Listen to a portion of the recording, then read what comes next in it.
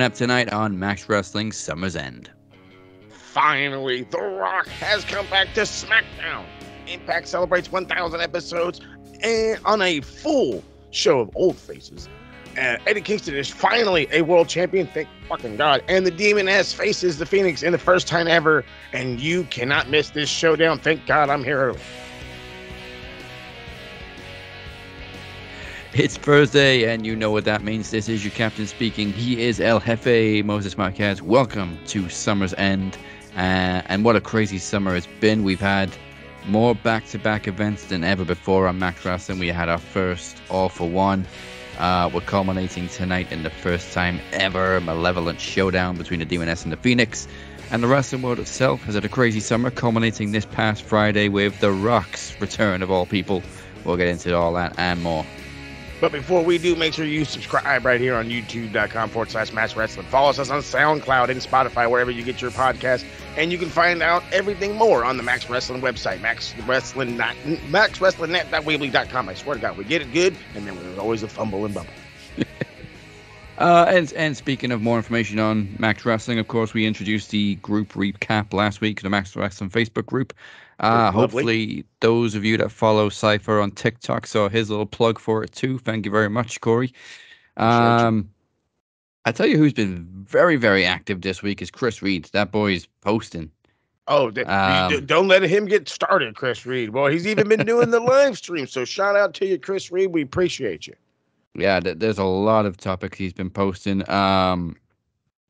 Who would you like to see Damian Priest cash in his Money in the Bank on? I mean, we've theoried pretty much as soon as he won it on Finn Balor.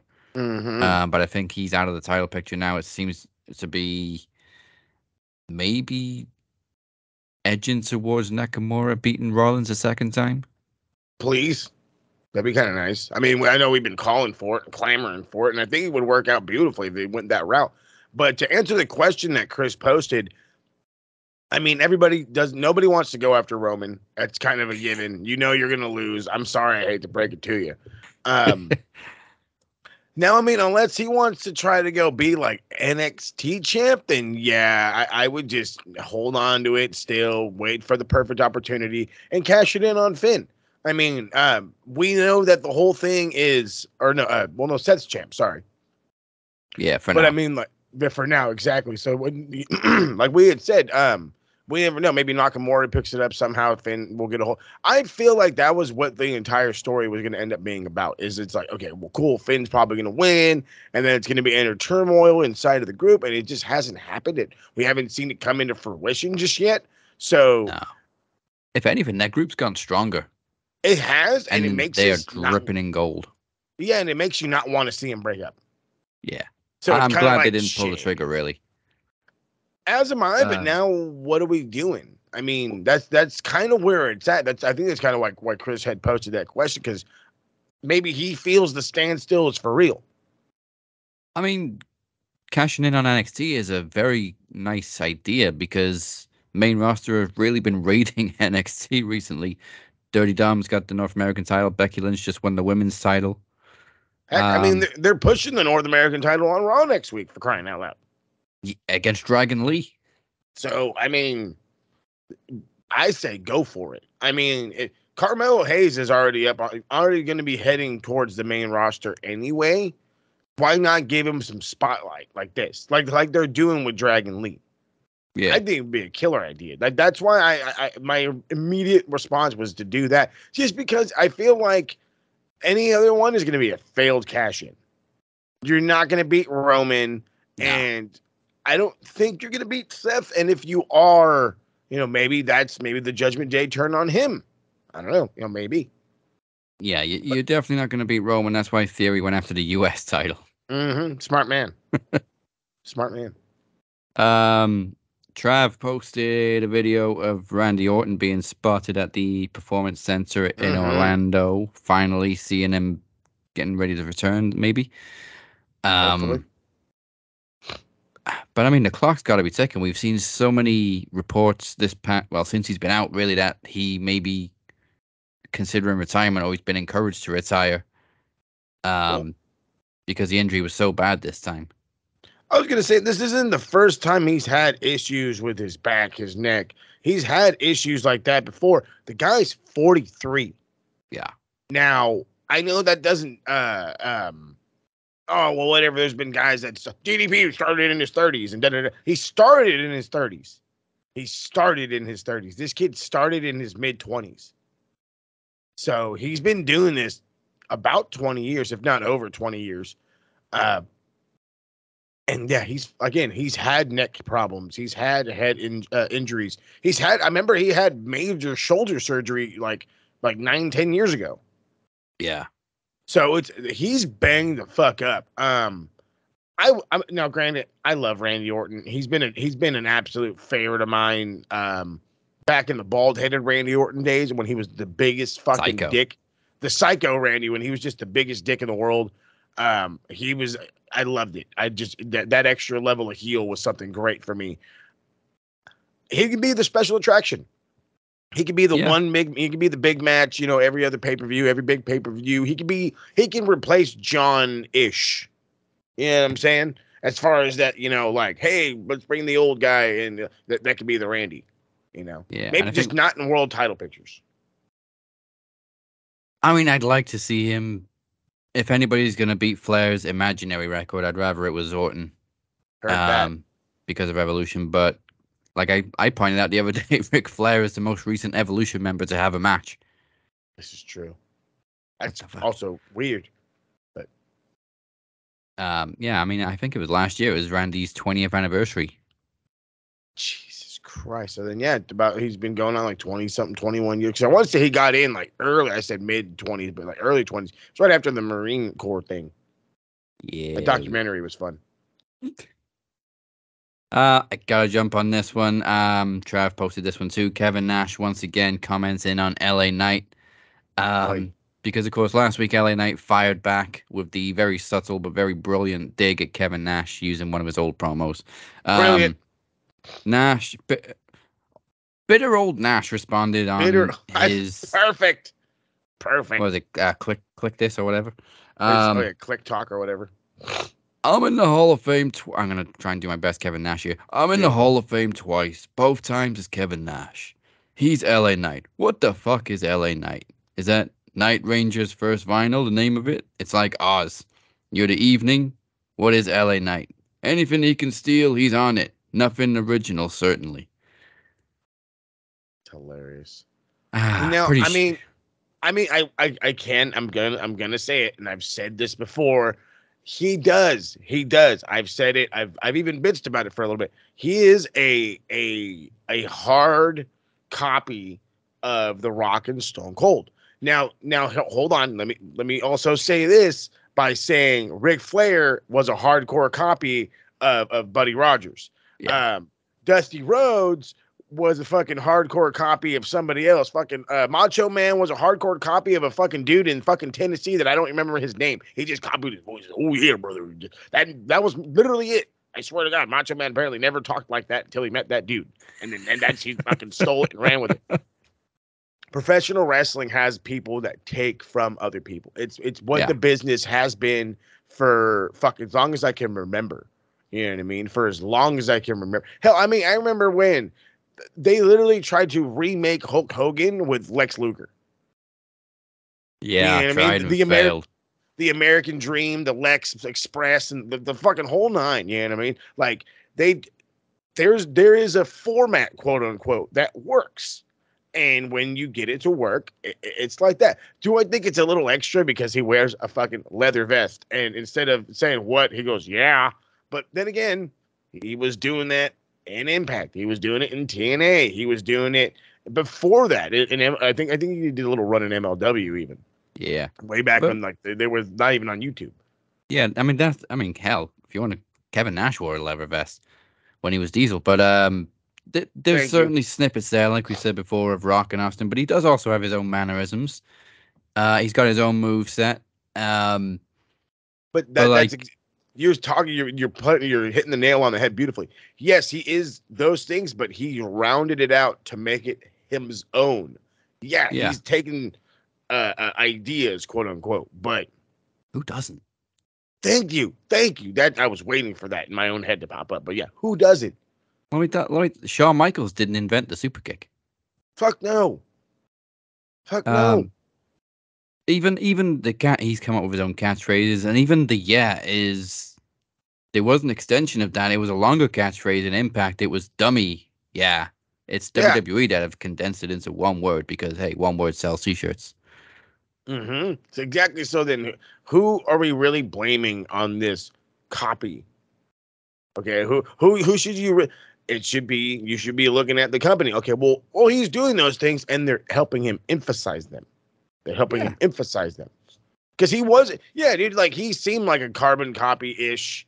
I always used to say he cuts promos like The Rock. That was always my thing. But then again, so does Ricky Starks. I mean, nobody gives Ricky Starks shit. There's got to be so many people that have taken inspiration from The Rock. He's like one of the best mic workers ever. So hold on, I want to ask Kevin Nash. I know he ain't gonna listen to this, which is totally fine. But I want to ask him: Are you gonna get just as mad at Maxwell Jacob Friedman for the fact that he tried to mimic Bret Hart thing by thing in that little promo before his match? That was fucking brilliant. It was absolutely brilliant, absolutely brilliant. I was just beyond blown away. I thought this was perfectly done. It was shot for shot perfect. Are you gonna bitch at him for that? Come on, dude. Like, where are we drawing the line? Okay? Where are we drawing the line? I wonder if he bitched at his best friend, Scott Hall, Razor Ramon, for ripping off Scarface. Thank you so much. Let's be honest. Did you call Al Pacino? Hey, Al, this guy's trying to steal your gimmick. No, you didn't. So hey, Chico, what the fuck he just say? Bro, fucking, you pointed it out beautifully. He was the carbon copy idea of fucking Al Pacino's Scarface, bro. That's what he was. He played that character, but as a wrestler. And it was like, okay, don't talk about cocaine, talk about wrestling. All right.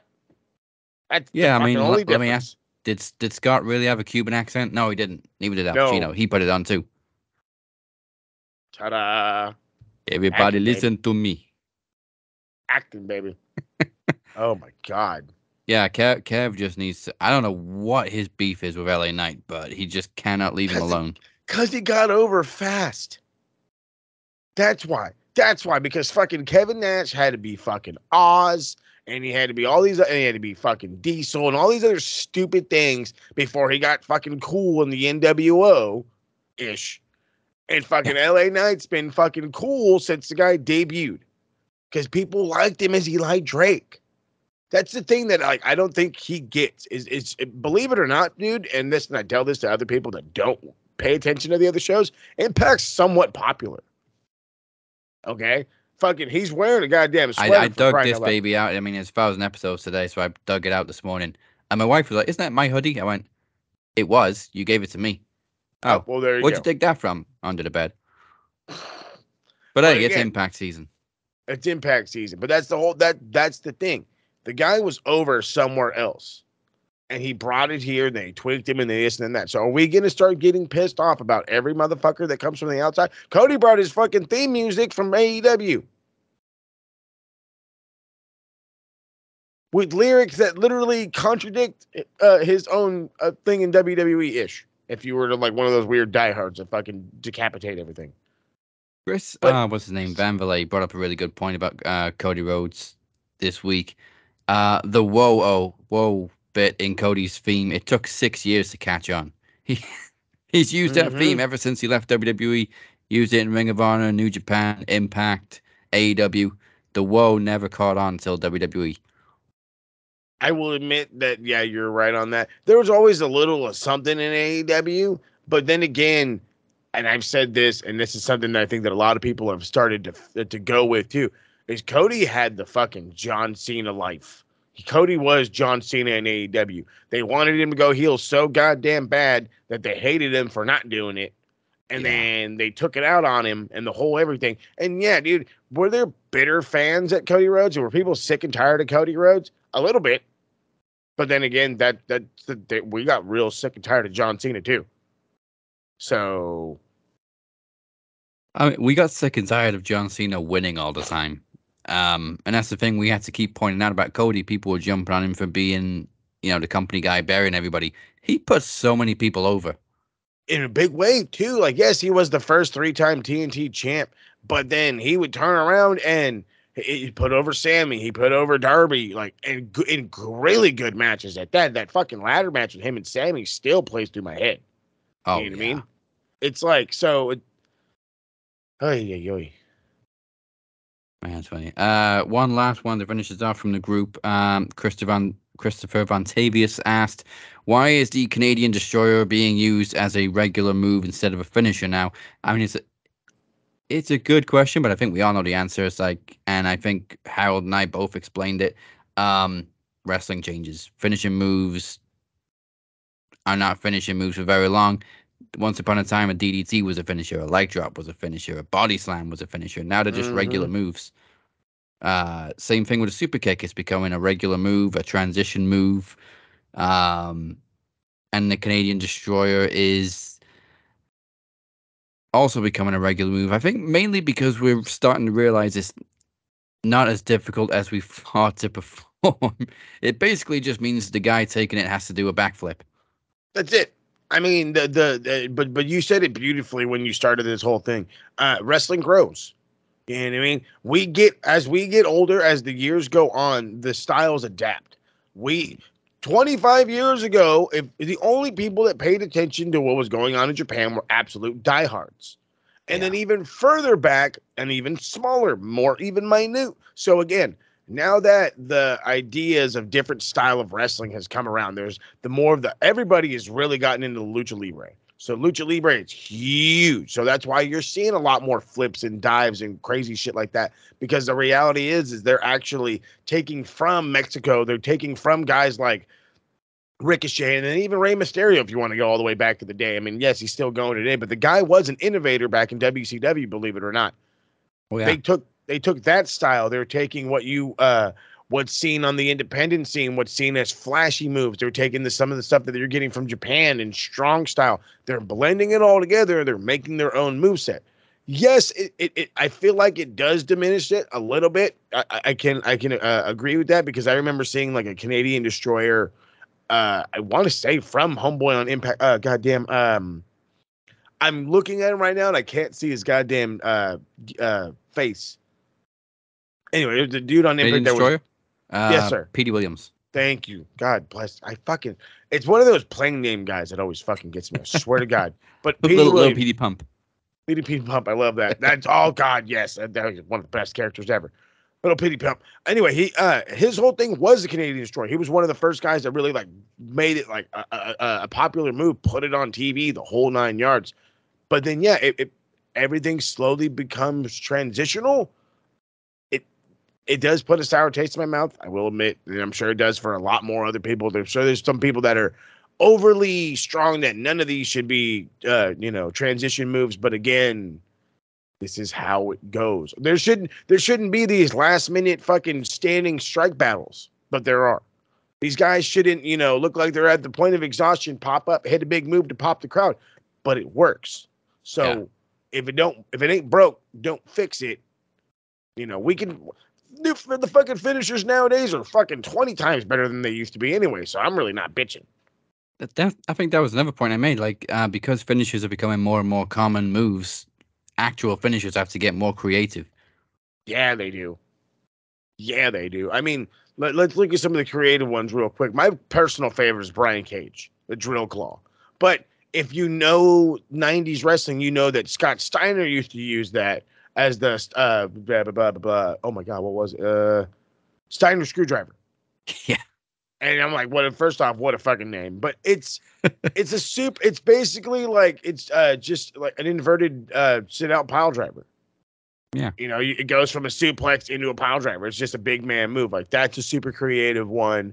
Look at MJF's kangaroo kick. It's goofy, bro, it's ridiculous, but it gets a huge pop. It's so over. The second he does this, he's the man. The guy is the biggest face in the world, by the way, and being a scumbag at that. But I'm glad this question came up this week because, of course, The Rock came back on SmackDown, and of course, he has the most over-the-top finishing move ever, which is literally an elbow drop with theatrics. Theatrics, that's it. The people's elbow is electrifying, but it's just an elbow drop. And don't forget that his the rock bottom is just a Uranage with no angle. Yeah. That's all. So I mean, get over it, I guess. Yeah. Well, I wouldn't say get over it, but this is, welcome to the new age wrestling. That's your answer. Wrestling evolves. Like I said, DDT used to be a finisher. How many people grew up idolizing Jake the Snake and like, hey, I want to try a DDT. Now it's a common move. Hell, and fucking DDP with the cutter, for crying out loud. I will say though, still to this day, nobody hits a fucking DDT like Jake the Snake. That man planted people. Oh, brain damage all the time. So we'll get into the Rock's return and SmackDown and everything else a little bit later on, but that's all from the group right now. That's right. So it is time to finally get the second round or the second match of the Blind Tag Team Trivia Tournament going. It will be determined who will face AJ Sparks and Beer in the next round to go on to challenge myself in DC at Promo Series for the Max Wrestling Tag Team titles. It's Chad and Chad and Teddy P versus Cypher. Ooh, and a wild card partner. Come on. All right. Here we go. Another edition, another part of the Tag Team Trivia Turmoil Tag Team Blind Tag Team Trivia Tournament, whatever have you. Try to ignore all the background noise as best as you can. With me, I have the most loyal member of the MDO, the one, the only, Ted P. De Niro. But we will waste no more time and we will jump directly into his first question. What two men made up the tag team known as the Brain Busters? Tully Blanchard and Arn Anderson. Beautiful stuff. But just like I've told every other competitor, and I will now tell you because I do this after the fact because it makes it funnier. I cannot tell you if you got it right or wrong. I can give you some vague hints, but it's all about the score on the board. The fans, the viewers, are the only ones that know the real score. So let's jump into the next one. The next one. What current WWE superstar was formerly known as El Generico? Sami Zayn. Truth be told, I have no idea who was underneath the mask. All I know is it was a pale white man who had no Spanish, yet everybody thought he did. On to the next. Who won the infamous Brawl for All? Bart Gunn. That's one gun America can't ban. Even if they try really, really hard. Anyway, on to the next one. Besides Steve Mongo McMichael, who left the NFL and went directly to WCW in ring action? Ron Simmons. Sorry, I heard but I didn't hear the but Steve Mongo McMichael. My phone is messed up. My bad. Now, granted, truth be told, there were many guys that left the NFL to go on to pro wrestle, but not directly in WCW. There was only one in particular. But we'll jump on to the next one. At UFC 121, this WWE superstar teased a super fight with Brock Lesnar. Mark Calloway, also known as The Undertaker. So you want to do it? Truth be told, it was a rather infamous scene. If you know, you know. And if you don't, it is not meant for you. The old good-fashioned Teddy saying. So, let's jump to the next one. And everybody say all at home, who was the first TNT champion? A trend then in my soul. Something, Cody Rhodes. Beautifully sung, if I could say so myself. On to the next one. This WWE superstar played Prince Puma during his Lucha Underground run. King Ricochet for the Indies, but the one and only Ricochet for WWE and NXT fans. Simone, that said I was Ricochet under that? Yeah, fool, that was Ricochet. Simone, indeed. Okay, on to the next one. This current New Japan coach was the inaugural WWF Light Heavyweight Champion. Taka Michinoku. I wouldn't say he innovated the Michinoku driver, but it definitely was famously known by him. Yes, I am sure. Indeed. All I know is you gotta have something to do with the move when it's freaking named after you. But again, as they say, that's a different story for a different time. Let's get on to the next one as we got two left to go. In 1993, the WWF told its fans that this man was the only hope for America at slamming Yokozuna. I'll be your hero. I'll be your hero. With the Lex Express, it was American hero Lex Luger. The only man I know that celebrated a count-out victory over Yokozuna. Did not pin him, got the victory, but did not win the belt. But celebrated like he won the belt. Good old Lex Luger. All I know is you celebrate victories wherever you can get them, my man. Celebrate them wherever you can get them. So on the last one, and this should be relatively easy for those out there. At the 2000 Royal Rumble, in front of New York, Taz debuted against this man. If it's one thing that I like, it's little... Hold on. It's Kurt Angle. It's definitely Kurt Angle. It's exactly who it is. I don't know who this Chad character is, but he sounds like a snitch to me. Anyway, yeah, I know I won. Because I'm me. Believe it or not, regardless if he's going after my world championship and he sees it within his sights and everything in between, we must continue down the road. That is the tag team trivia tournament. And up next is a man who has been towards the top of the trivia game. And right now, yes, I am giving him props even though we will see each other soon. Corey Coulter. What it do, big man? Cypher, as we call him in the group. I hope you're ready. We got a lot for you. Let's jump into the first question. We're going to rock this puppy right on down Easy Street. Who is Big Papa Pump? Scott Steiner, baby. The Macho Man Randy Savage was best known for his time in the WWF and maybe even a little bit in the WCW. But he played this professional sport before doing the pro wrestling. Football. Well, truth be told, many sports have balls, but again, we are paying attention to the ticker. Let's get into the next one. Who famously played Thunderlips in Rocky 3? That will be the real American Hulk Hogan. Real American, I can say real something else, but that will be for a different time. Let's get into the next one. Karl Malone, also known as an NBA superstar, part-time mailman, teamed with this WCW wrestler to take on Hulk Hogan and Dennis Rodman. Yo, it's DDP. The fact that WCW had random athletes and even rock stars teaming and wrestling at some point with other individuals is still shocking in all that manner. But regardless, we're checking the ticker to see if you got that one right. Let's jump into the next one. And this one may be hard, but it may be easy if you know Taker.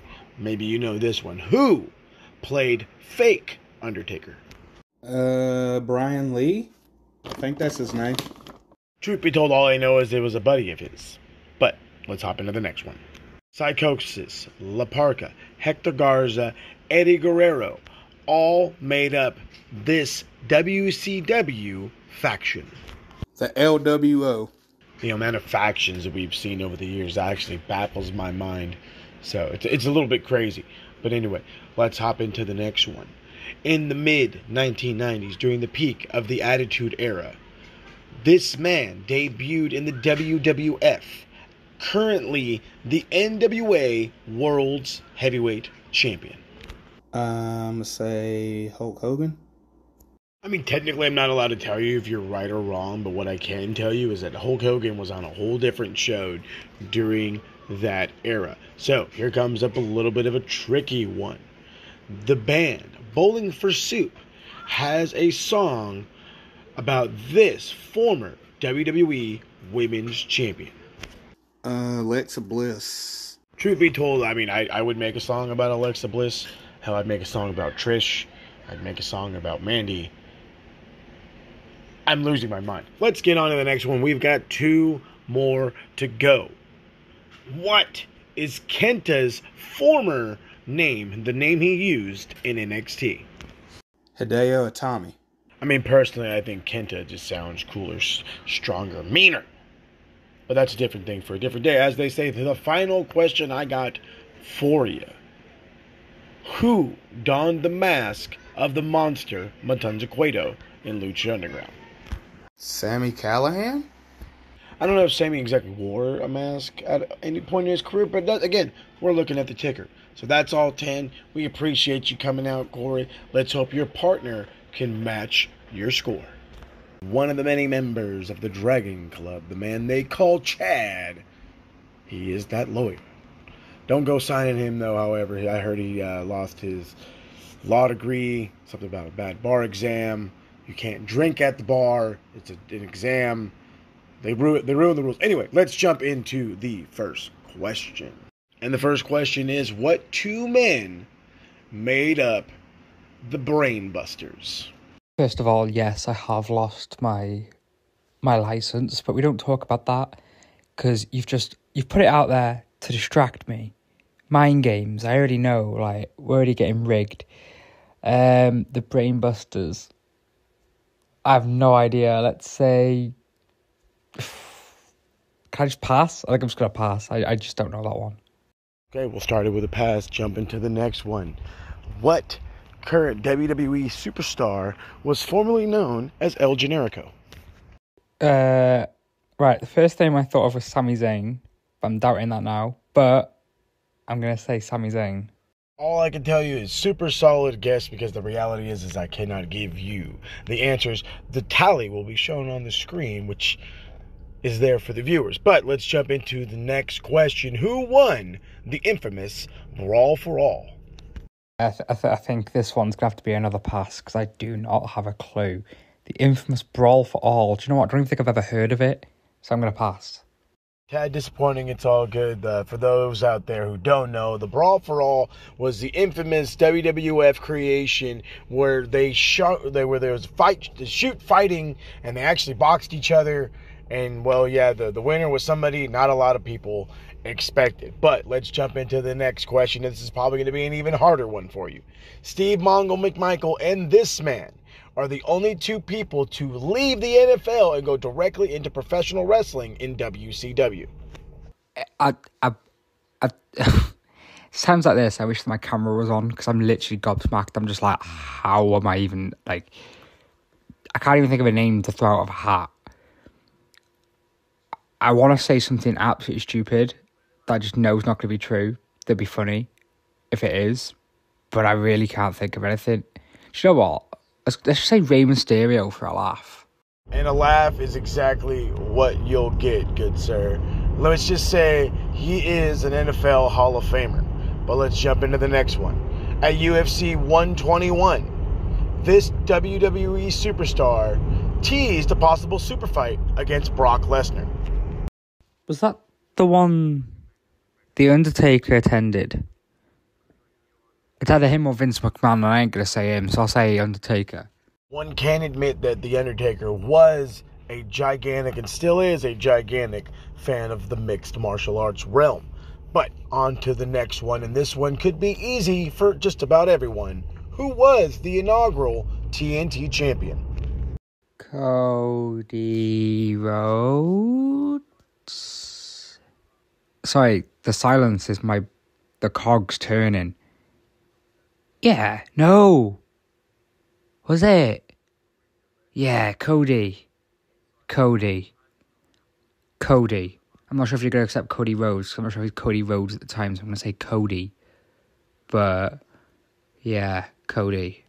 Yeah, the TNT Championship is one worth mind-boggling over, because you have Sammy, you have Darby, you have Cody. There's a plethora of guys that have won it multiple times and on an early and quick fashion. So, Cody's a good answer, Darby's a good answer, but again, only the ticker will tell.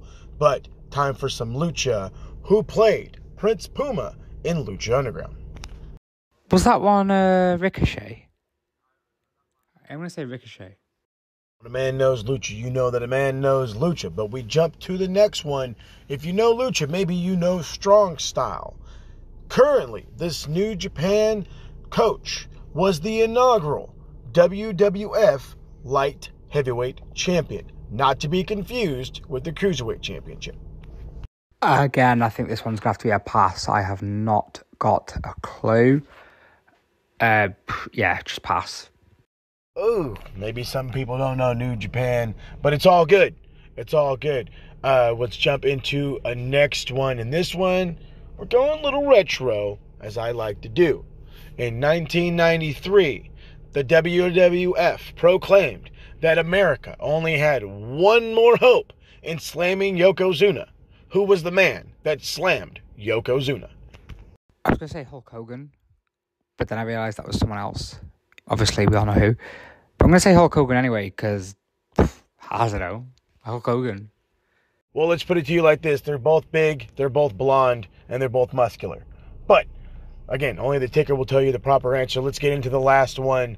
Debuting at a pay-per-view, Taz defeated this former WWF champion. My God, what is with all these questions that are before my time? Do you know what? I'm just going to say Hardcore Holly as a random guess out of nowhere. We're going to say Hardcore Holly. The guesses are good. The score is solid. And Chad, we appreciate you hanging on and joining us in the very lovely craziness that is the Tag Team Trivial Tournament. And hopefully you and your partner will move on. And surprise, it's me. Hey, it's me. Yay. I'm the problem. It's me. I'm the problem. It's me. I didn't just jump on it. It was going to be whoever lost between me and Beal last week was going to be the wild card partner. So, Cypher, I got you back. Beautiful stuff. Hopefully. Hopefully. All right, let's All right, jump in. Let's do this. Let's go. We got 10 more for you. The same 10 that Corey got. Let's hope that you can do better than he did. Let's start it off with an easy one. Who is Big Papa Pump? Scott Steiner. Beautiful. I can tell everybody, like I had to do the whole thing. I can't tell you whether you're right or wrong. It's for the views. So you got to make sure that you're watching the ticker. Jumping on to the next one. The Macho Man Randy Savage played in this professional sport before becoming a professional wrestler. Baseball. That's right. He was a second baseman and then an outfielder. A small stint with the Reds, but never went pro. But when you find that voice, you got to get right into wrestling. And one of my favorite movies of all time. What's a legendary wrestler played Thunder Lips in Rocky 3? That would be Hulk Hogan, brother. Oh God! That's the name of the game. Somebody once told me, "Oh, I swear to God that they said his name was Hulk Hogan." I'm like, "Nope, you weren't paying attention. It's Thunder Lips. Everybody loves Thunder Lips. All the ladies and everything." All right. Who did NBA superstar and part-time mailman Karl Malone team with to take on the team of Hulk Hogan and Dennis Rodman? Ooh, so this was WCW. Yes, sir. So it was wrestler and basketball player against wrestler and basketball player. Let's see. Who was feuding with the NWO besides Sting? Who wasn't? That's the real question. Let's go DDP. Beautiful. Let's jump to the next one. Well, actually, you know what will be nice? Yeah, DDP is the guy we're looking for on that one. He actually, I want to say, still talks to Karl Malone, believe it or not. This is one for all the Taker heads out there. Who played Fake Taker? Oh, shit. What was his name? Brian Adams. No, not Brian Adams.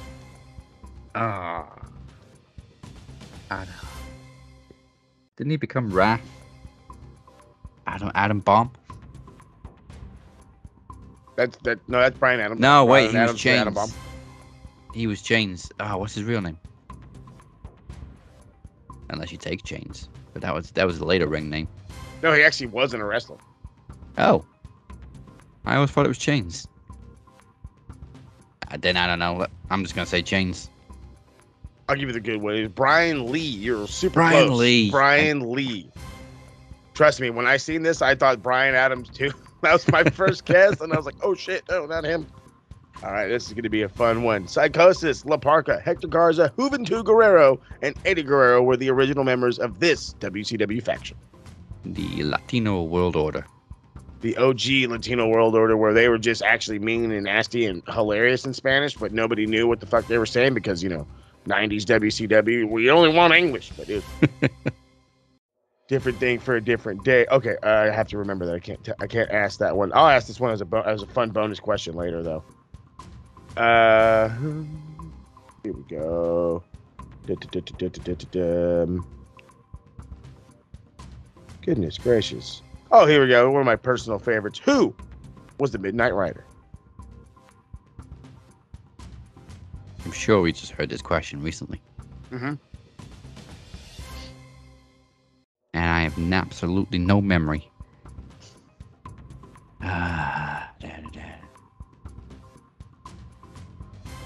Dusty Rhodes. Wait, Dusty Rhodes. Dusty Rhodes is correct, baby. That's right. He was the man behind the mask, and he would take on all comers because he was a superstar. The punk pop band Bowling for Soup made a song about this former Divas champion. Ooh, Divas champion. Alexa Bliss. Alexa Bliss, good job. The Divas champion is meant to throw people off, but yes, good way to stick with it. What was Kenta's name in NXT? Hideo Itami. Hideo Itami. Kenta sounds 100,000 times better. And for some Lucha fans out there, what man donned the mask of the monster Matanza Cueto in Lucha Underground?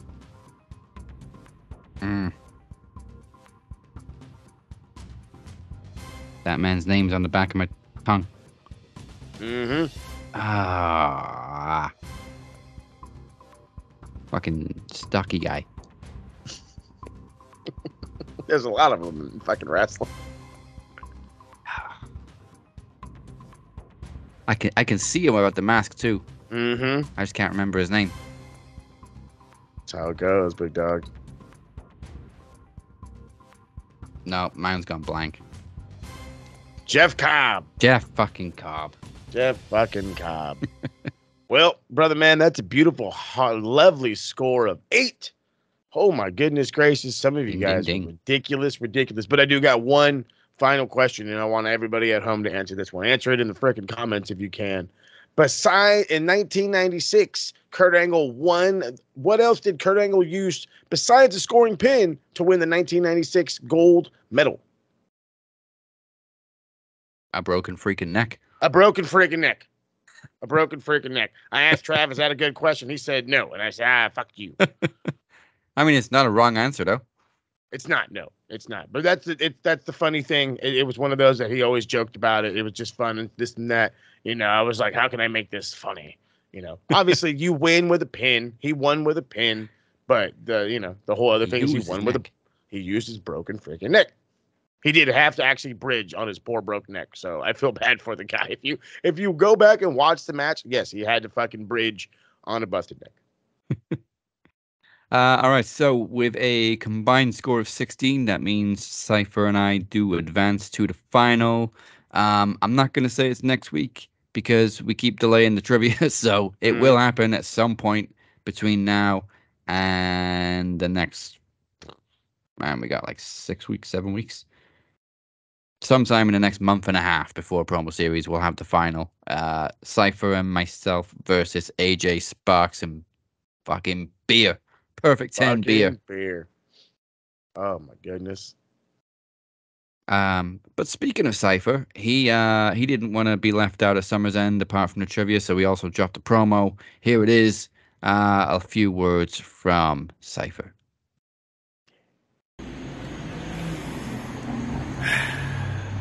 As we reach the end of summer, baby, do you smell it? Do you smell the fall time coming? This is at summer's end. But I tell you what else is going to end. Moses Marquez and the MDO as we know it. Now, Moses, that promo series, man, all that gold, baby, is going to be around my waist. And as I cut off the head off the serpent, I'm going to stand victorious over you. But right now, I hope you think you had a good summer, Moses. Because it's autumn time, baby. You know what that means? The MDO will fall. I'll see you at promo series, El Jefe. And remember, it's Cypher's time now.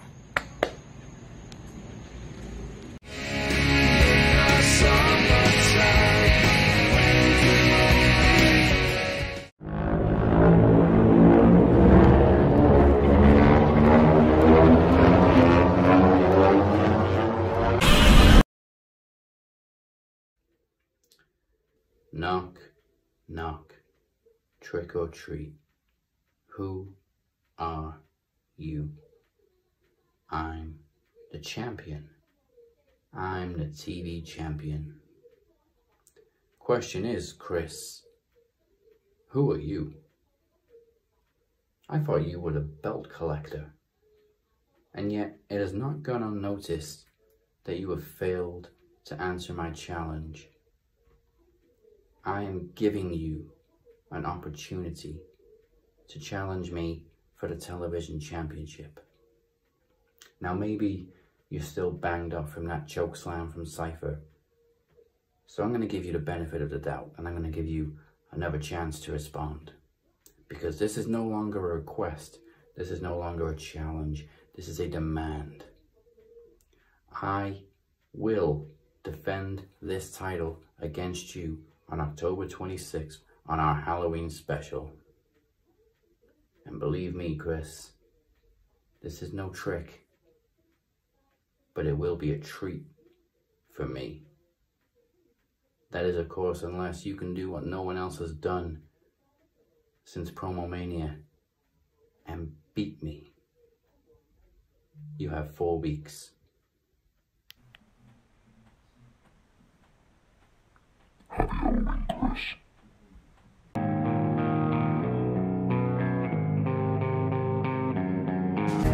I wish I could eat your cancer when you turn black. Hey, wait, I've got a new complaint. Forever indebted to your presence advice. Hey, wait, I've got a new complaint. Forever indebted to your presence advice.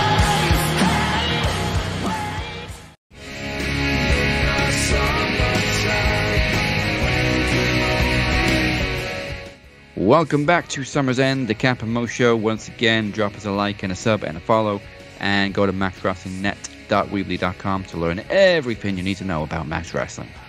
Do it. Still to come, the Demoness versus Phoenix for the first time ever. Yes. But first, let's recap and talk that smack, starting with the Friday Night 3-Way. Do it.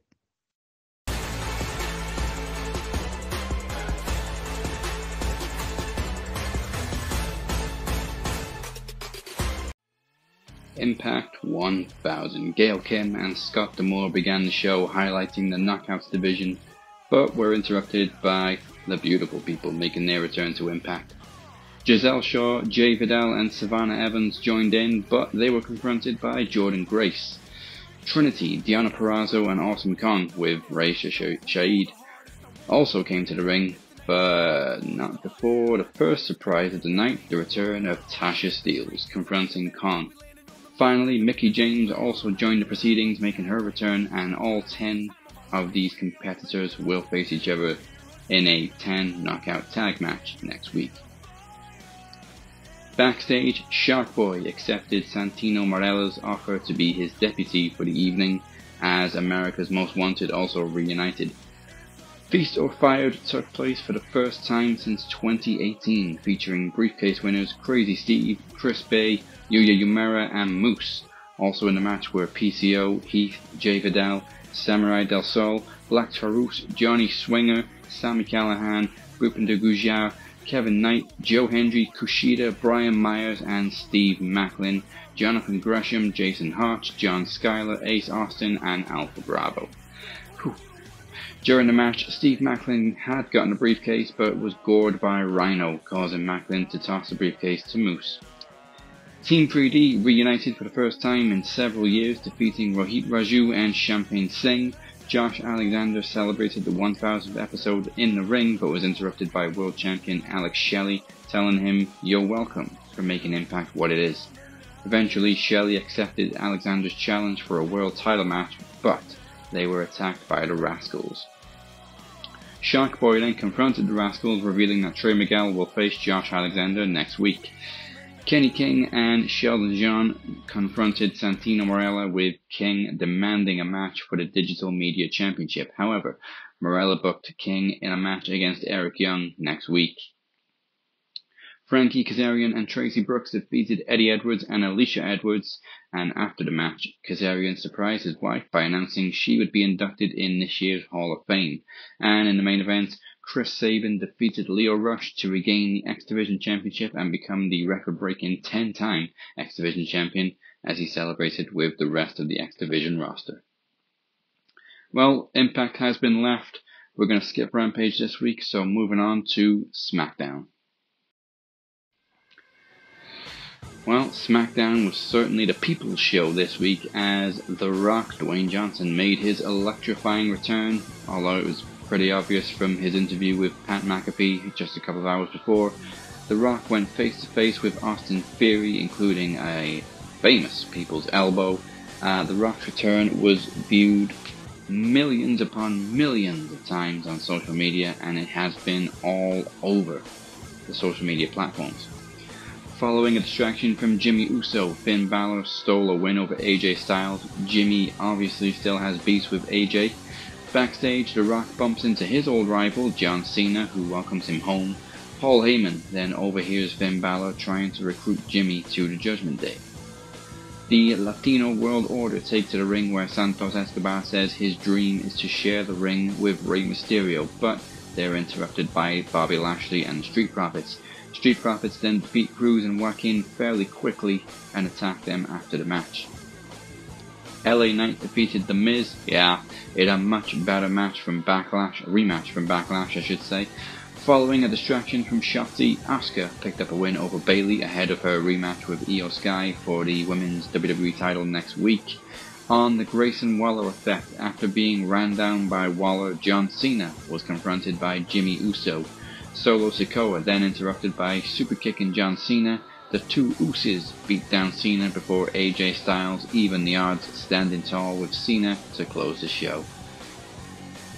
Now, we're on a collision course with AEW because Saturday is Fight Night.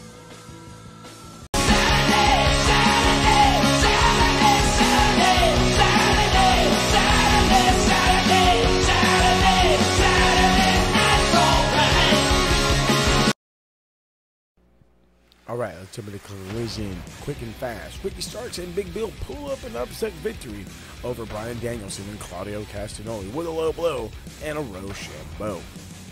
Later on, Starks challenges Danielson to a Texas death match next week on Collision.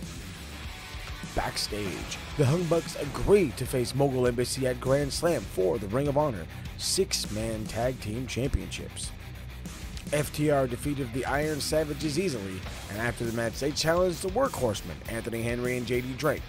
The crowd, along with a lot of viewers, chanted, "Who are you?"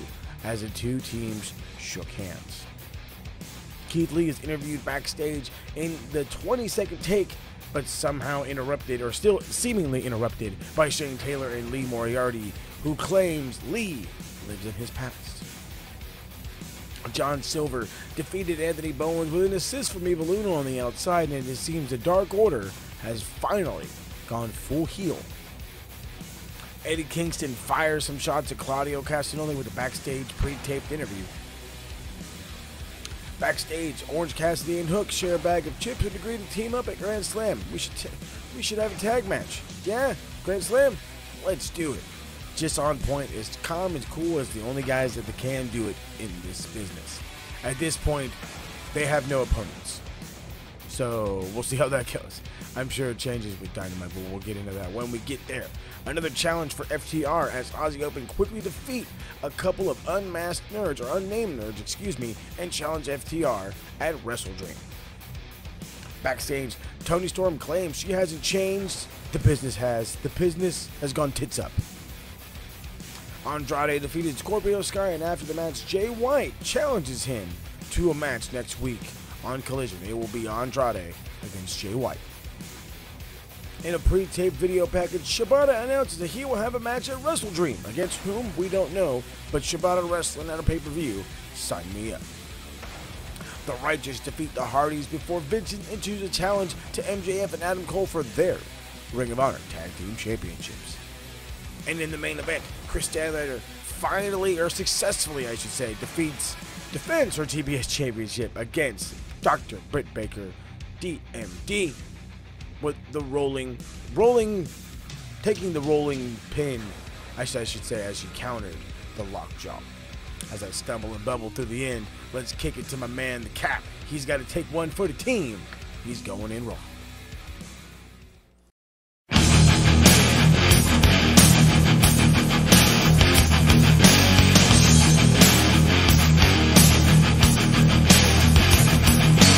All right, as you know, we do Raw and Dynamite live, so let's go in Raw.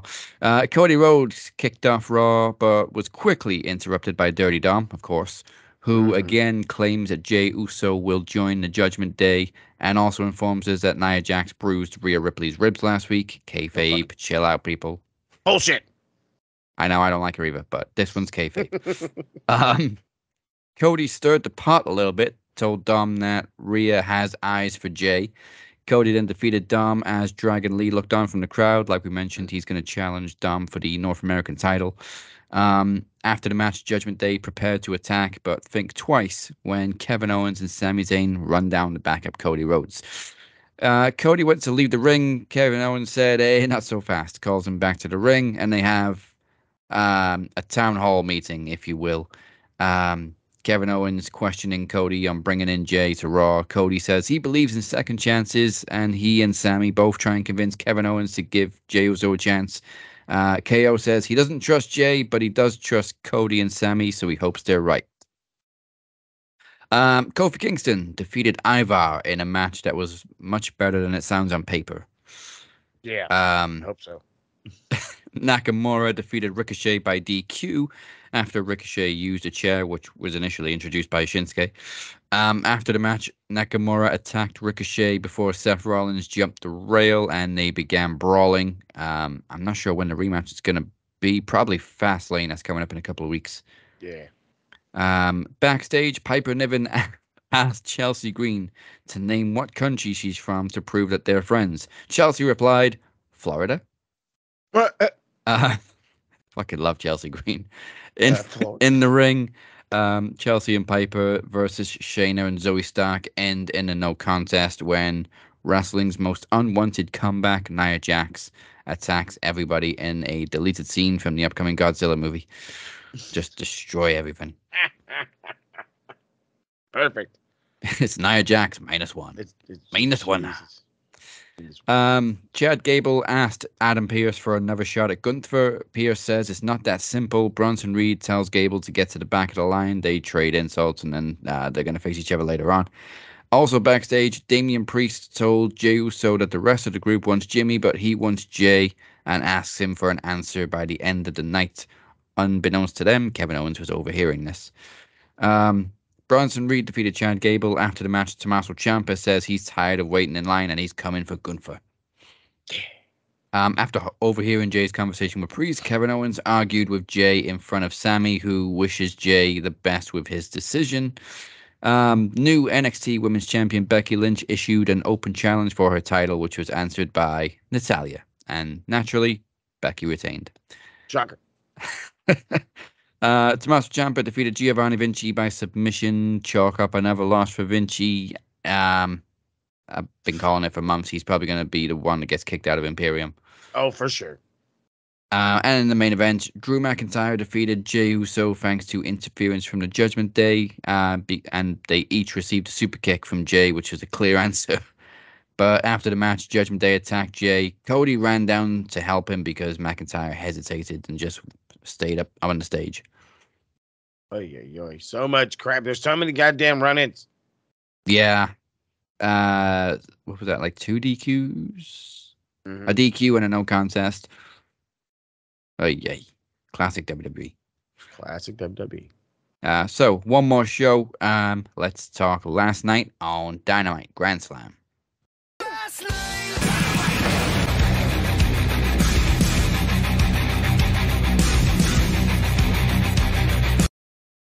Grand Slam, hell of an episode, by the way. Hell of an episode. It began, by the way, with a huge way.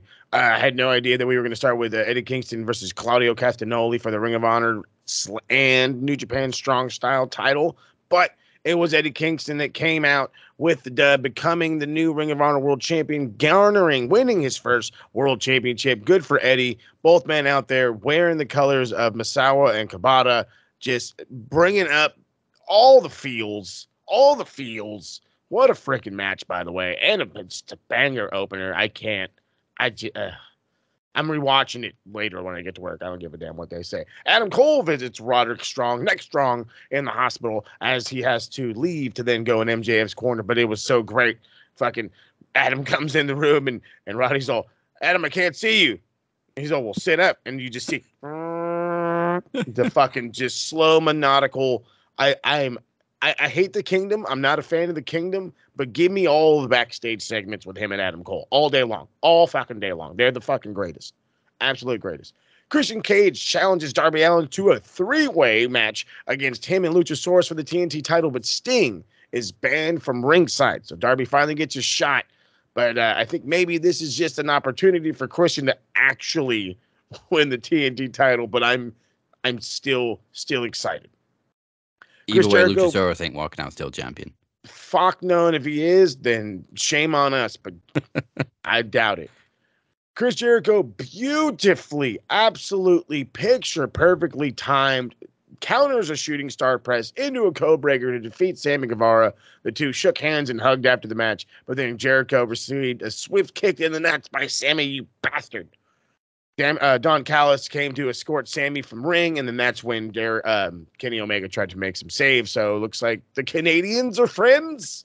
Oh, God, there's a lot to go into it. There's so much to get into that. Following a suspected concussion from a pile driver earlier in the match, an audible may have been called as Rey Fénix defeated Jon Moxley to capture the international title. I was thinking the exact same thing. Boys in the TSK said the exact same thing. It felt weird as fuck. Yeah. And it's early in Mox's reign and blah, blah, blah, blah, blah, blah. But Mox has been getting hurt and been used and abused lately. So, yeah, if he got a concussion, from the sounds of it, he does. Yeah, he needs to go sit down for a little bit. Take that vacation that we've been telling you to take for the last 9 months. Please. Oh, God. Despite a lip lock and then strong zero from a near fall, Saraya hits a super nightcap off the corner to retain her title. I like this match. I wanted more out of it. I'm loving Tony's new theme. The whole new attitude, the whole new whatever. The random kiss just would maybe all of a sudden in everybody's mind, we just heard the fucking Pornhub theme or whatever. We're like, oh, wait a minute. But then we remembered we're watching wrestling. So I don't think this is done, though. No. I don't think we're done. There was some shenanigans in this match. Fucking A right there with shenanigans. And then following a parody of Bret Hart that we talked about, that was beautifully done. Another thing beautifully done here on this show. MJF retains the world title against Samoa Joe in the main event after choking him out with a foreign object, the rope from the turnbuckle, and a little assist from Adam Cole, who twisted the holy fuck out of his ankle trying to come to his rescue. By the way, and I'm telling this for all of our listeners and all of our viewers, if you are over 30, don't jump off of shit. Yeah, don't do it. I don't give a fuck if you're a pro wrestler for a living. If you're not going to land and roll, don't. If you're going to land right on your feet, please don't do it. Please don't. I fucking jumped off a curb yesterday. Fucking fucked my ankle up. Don't even run.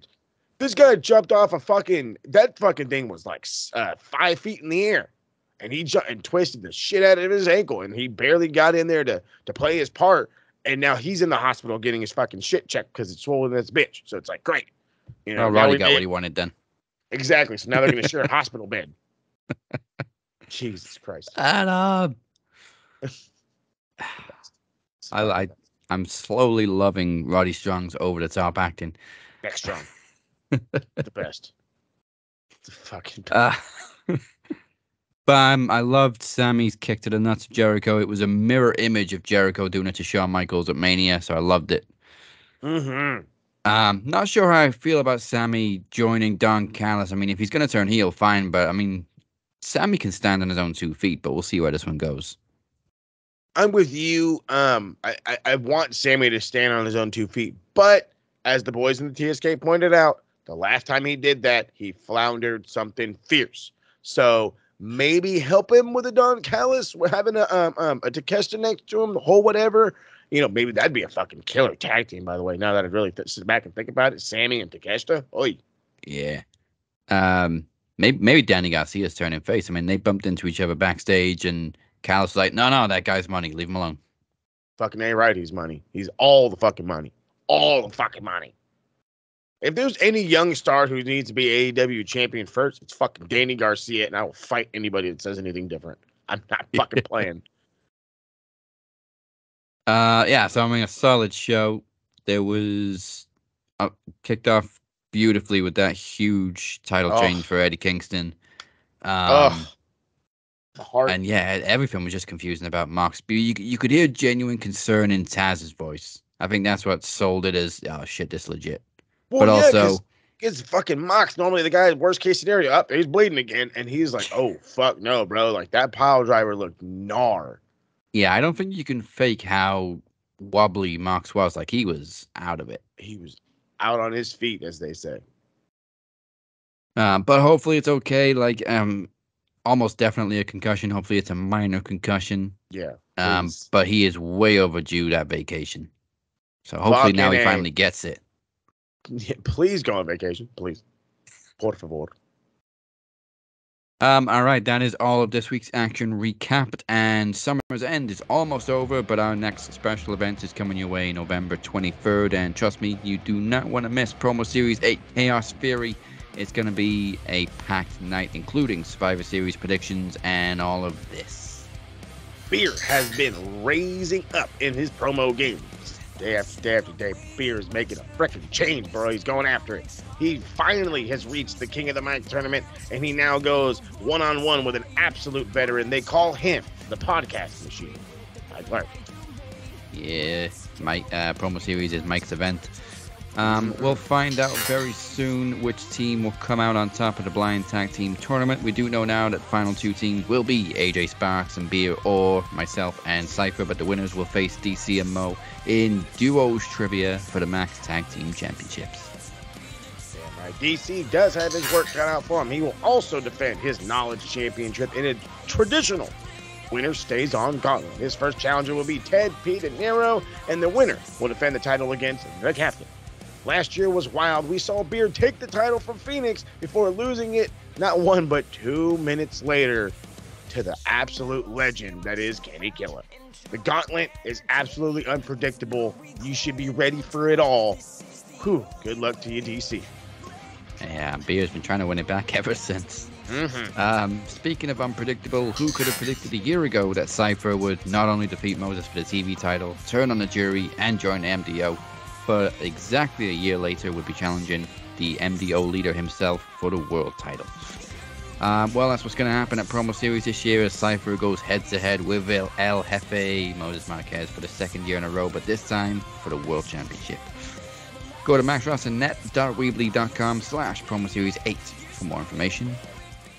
But we do have one other stop before Promo Series. Join us on October 26th for our Halloween special. Will Chris Reed answer the call and challenge me for the TV title? Ooh. If Halloween wasn't spooky enough, it's time to put the women and children to bed because things are about to get dark.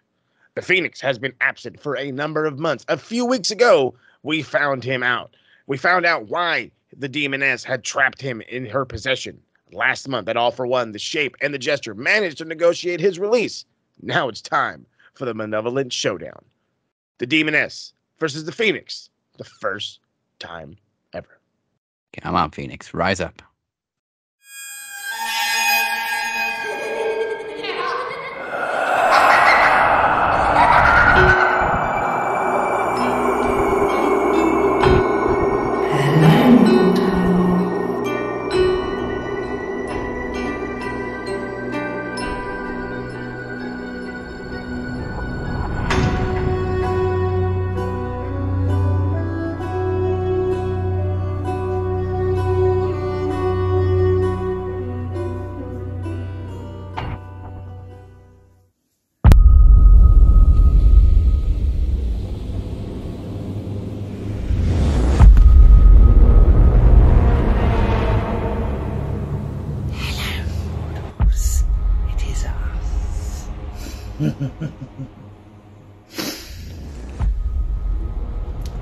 why am I here? Shh, Phoenix. Well, the jester and the shape asked us to return the little firebird. But I never said that he'd be awake.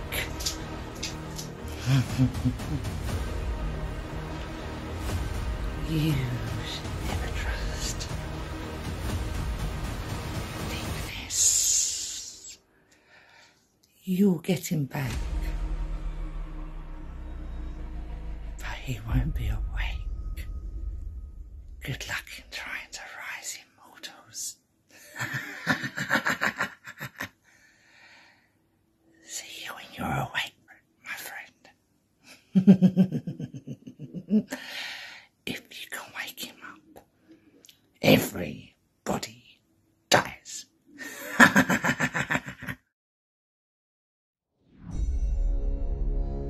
We got a problem.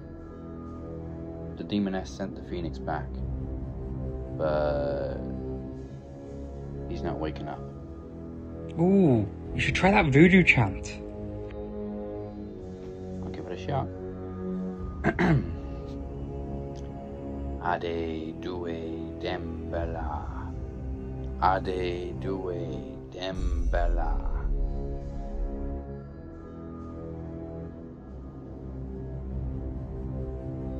No, nothing. Have you tried throwing water over him yet? Nope, but okay.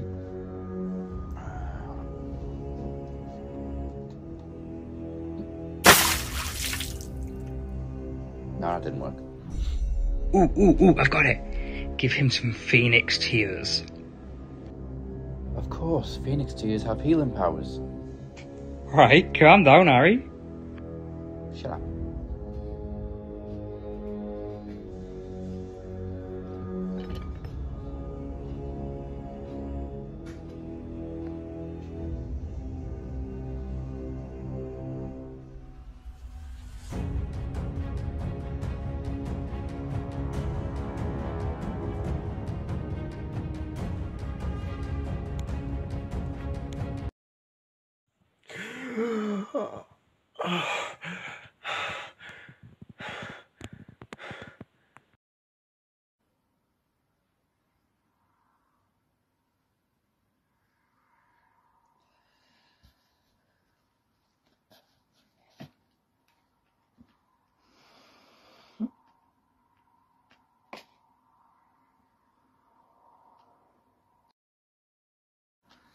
Hello, mortals. It is us. Well, look who's awake. Took the mortals long enough to work out how to wake you up. If I had my way, Firebird, you would never have woken up. But now who stands before me? The one and only thing that we were trying to accomplish. You needed to find out who the inner demon inside yourself was. But you embraced your human side. Why, Phoenix? Why? You didn't need to. You, of all people, had the demon inside your head. And instead of embracing it, you embraced your human. And now you stand before me, the demon that you once was. And what are we going to do about it, though, Phoenix? You have been a thorn in our side, and we had to kidnap you to prove a point. But if you hadn't have woken up, then the little toy that the jester and the shape presented to us,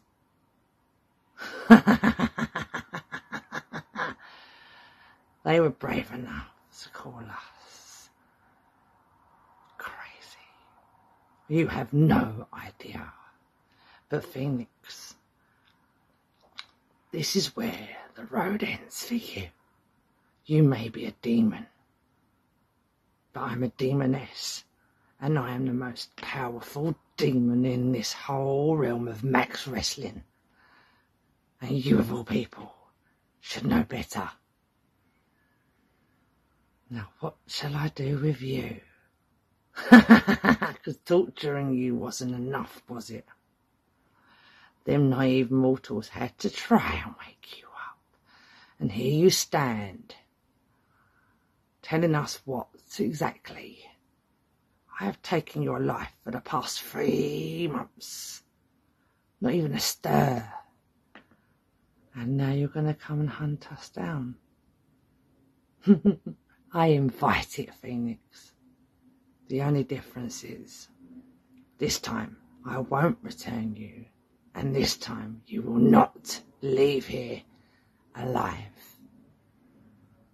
As they say, when the candles go out, the real fun begins.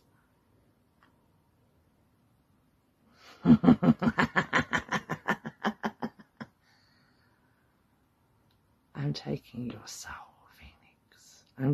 I've already taken your mind. What else is there for me to do with you? You won't get the chance to find out. This is the end for you. Don't expect to come back this time. And Shape and Jester, stay away from my realm. If you come to us again, I will not hesitate to kill you both. What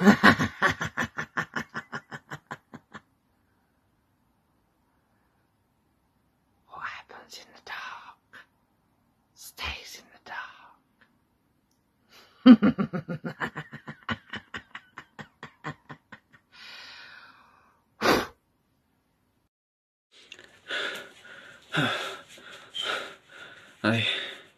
I must admit, I underestimated the Demoness. What I've been through, it's like being in a nightmare you can't wake up from. But now I know what I'm up against, and I know what I must become.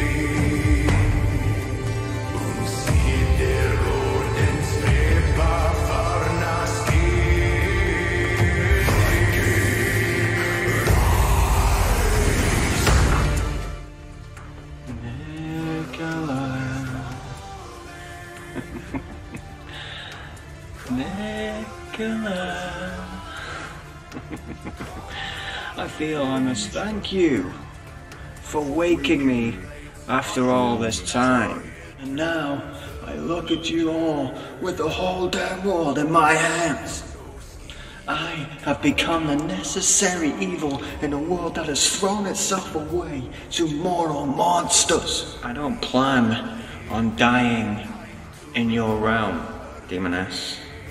I plan on taking it over for myself. You made the mistake of taking me as a mortal. But now it is time to see how you handle the demon of the Welsh Valleys.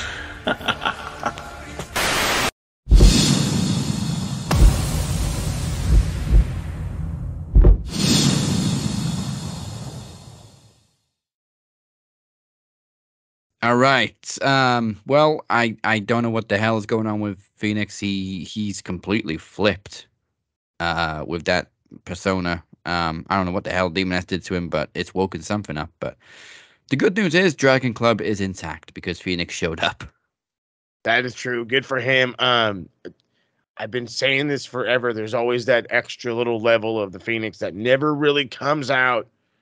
And now we must all be a little extra worried in this promo game that we do. So He's gone to the dark side for sure, but I'll see what I can do about that. Now let's find out this week's Geek of the Week. Pencil neck geek, grit-eating freak, scum-sucking peahead with a lousy physique. He's a one-man, no-cut, losing streak. Nothing but a pencil neck geek. Pencil neck geek. okay, we're ready for a fun one because this is a fun one. So earlier in the show, we talked about Kevin Nash and his absolute stupidity. So I'm already going to kind of just give him a check mark as obviously Geek of the Week. But for a special little swerve this week, I'm bringing in somebody because we used to do this all the time on the Shit Mark Say. But now today, I want to put a special spotlight on one of these goddamn just good old-fashioned idiots. Good old-fashioned idiots. And we're just going to call him... We're just going to call him JR. That's not his name. We're just going to call him JR. It's going to make life a little easier for us. So JR, in this lovely discussion that we were having on Facebook, again, mind you, TikTok has been not as toxic. Heck, it's actually turning into like a half sports talk at this point. So jump on and make sure you're doing that. But right here on Facebook, Wrestling World is normally where I've been hanging out besides RWT and Max Wrestling to just jump into some conversations. And my man had commented, does AEW have 100 million views combined in 4 years? And I put nope, and neither did WWE when they started out.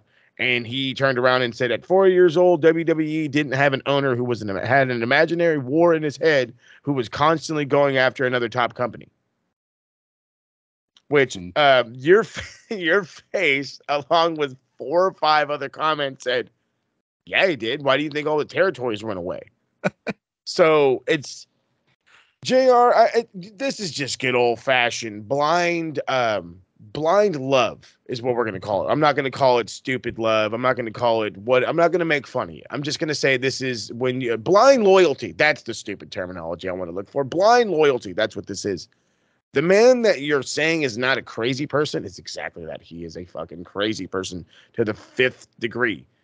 And he took every top talent from every promotion there was. And he said, I'm going to pay you more money. And then he said, oh, hey, wait, we make so much money in this arena, they're not allowed to be here anymore. That's what Vince McMahon did to get the WWF really pushed and going. And by the 90s, they got stale because there was nothing else in town but them. So think before you write, ladies and gentlemen. Think before you write, or you just may end up on a regular Geek of the Week. Dummy, yeah. Yes, sir. Oh man, it's stuff like that makes me miss Shit Mark Say, but it's hard. It's harder to find these idiots these days. Fucking A right, it is. So moving on to this week's MVP of the weekend, it's quite an easy one.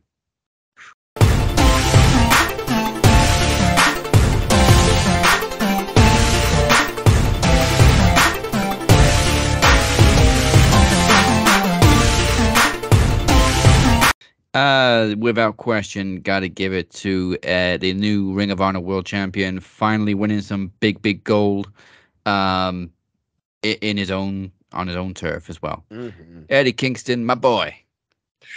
Good for you, dude. Seriously, good for you, Eddie.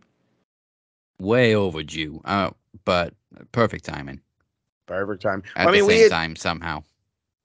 It's one of those where it should have happened sooner, but we're going to take it for it happening now. So again, just good job at finally pulling that plug. That's what's been needed to be done. He should have won at a Ring of Honor event and didn't, but it's okay. Again, him as Ring of Honor champ is going to be big because now you got the New Japan Strong title on him still. So that means New Japan guys from New Japan Strong can come into Ring of Honor. There you go. Yeah. Bring in the peoples. What happened to that Forbidden Door? I know that motherfucker's still open. Yeah, I'm good with him not winning it at an ROH show purely because he just won it in a huge stadium in his home city. So That's good for you, right. Eddie. And he won it from like his biggest rival / best friend. This is true. These guys have been fucking rivals since like The womb. the womb at this point. I mean, in all reality, it's like they became best friends while working at Chikara, and Yeah. that was where their biggest feud was from. So that was what, 20 years ago? Yeah, Crazy. man. So good for you, Claudio, too, doing that for your buddy. Hell yeah. Well, thank you for joining us for Summer's End. I hope we rocked you harder than. Well, actually, I hope we rocked you harder than Demoness rocked Phoenix, whatever the hell she did to him. But before we go anywhere, here's what Moses has for you, Pencil Neck Geeks, this week on the A to B of Retro Rewind.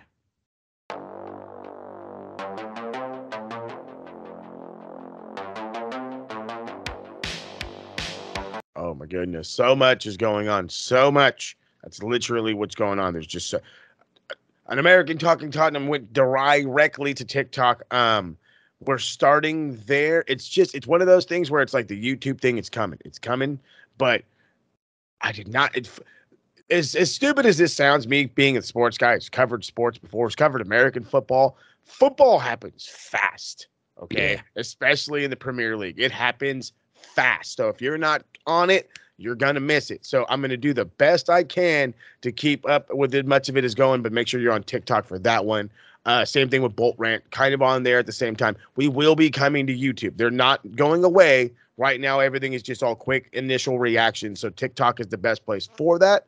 But again, within time, we're coming back with that. The boys in the TSK, their palms are itching. They're dying to get back. I tell you what, the sale of WWE Part 3 is coming out hopefully within the next week. We're hoping. We have already dropped 2 of those once before, a Part 1, a Part 2. A Part 3 is going to be just pretty much breaking down the new deal with Endeavor and the new TKO and the blah, blah, blah, blah. Where can they go from here?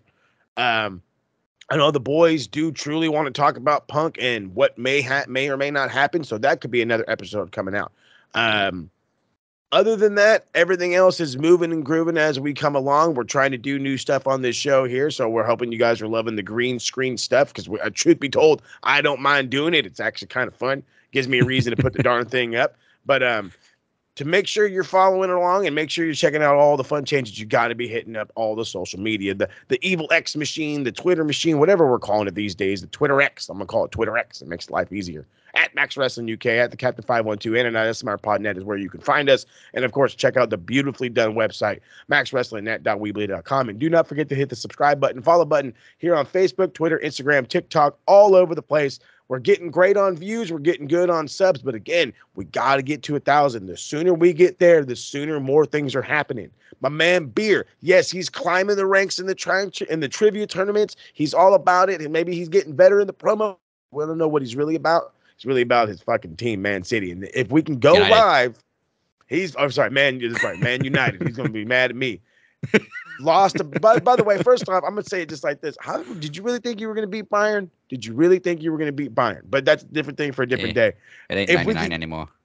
No, sir. If we can get to 1,000, I assure you, we might see some beer and some Mo action on some FIFA 24. Not FIFA 24. It's the fucking EAFC now. That's what it's called. All I know is the sooner we can go to live, the sooner you guys are going to get way more stuff. Way more. So get us there, please, and thank you, and we'll get it right back at you.